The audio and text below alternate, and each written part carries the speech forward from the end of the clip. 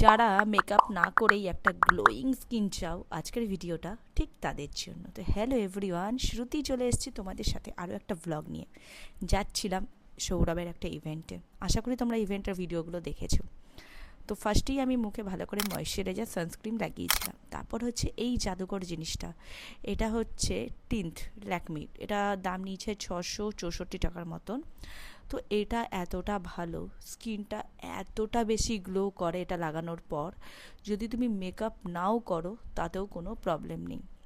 আর একটা জিনিস, এই টিন্ট লাগালে কিন্তু স্কিনের কোনো ক্ষতি করে না। আর না, আমার একটু গ্লোয়িং স্কিন বেশি পছন্দ, তাই হালকা করে একটা লুজ পাউডার আমি চোখের নিচে আর মুখে একদম জাস্ট লাইট করে লাগিয়ে নিচ্ছি, যাতে মুখটা একটু গ্লোয়িং লাগে। আর এসব করতে করতে আমার পেয়ে গেছিলো জলটিসটা। আর দেখো, হেয়ার কেয়ার করে কিন্তু আমার হেয়ারগুলো আগের থেকে অনেকটা ভালো হয়েছে। তোমরা কি বলো? যদি হয় কমেন্ট করে কিন্তু জানিও। তেমন কিছু সাজিনি, খুব সিম্পলভাবে মেকআপটা করেছিলাম।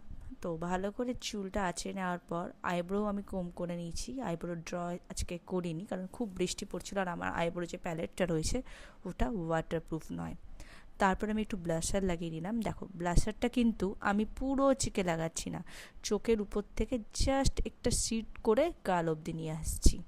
তারপর লিপস্টিক লাগাচ্ছি। লিপস্টিক লাগানোর আগে লিপ লাইনার লাগানো কিন্তু মাস্ট। তো আমি যেই শেডে নেব তার থেকে একটু ডার্ক একটা লিপ লাইনার আমি এখানে লাগিয়ে নিলাম।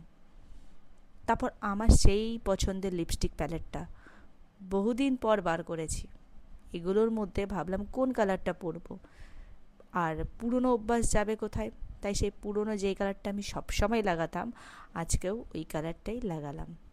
তারপর চোখে লাগিয়ে নিলাম ভালো করে মাস্কারা। উপর আর নিচ দুদিকেই কিন্তু ভালো করে মাস্কারা লাগানোটা খুব দরকার। আমি এখানে মার্সের মাস্কারা ইউজ করেছি। তোমরা কি মাস্কারা ইউজ করো কমেন্টে জানিও। আর আজকে কোনো ইয়াররিং পরিনি, পরেছিলাম এই একটা নেক পিস।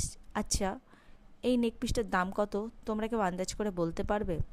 যদি বলতে পারো অবশ্যই কমেন্ট করো। আর এই ড্রেসটা নিয়েছিলাম শাবানা থেকে, যদি লিংক লাগে জানিও, দিয়ে দেবো। চলো টাটা।